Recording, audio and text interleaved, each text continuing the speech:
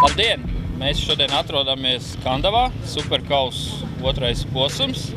Un šeit notiek Maks Moto un Dunlop servisā riepu maiņas pakalpojums. Kā redzam, darbs procesā.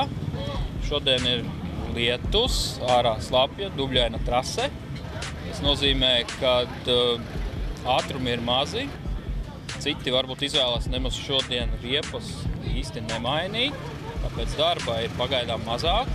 Vadošie MX Pro klases sportisti šodien izvēlas no Dunlop MX31, bet tā ir piemērotākā slapjam un dubļainam trases segumam, tāds kāds patreiz šodien mums ir Kandavā. Arī pie mums šeit var iegādāties jaunas Dunlop riepas par ļoti īpašām sacīkšu dienas cenām.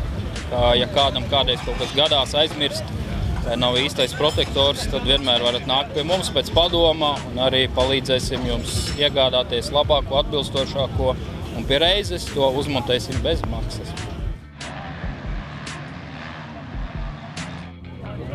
No Maks Moto un Dunlop servis!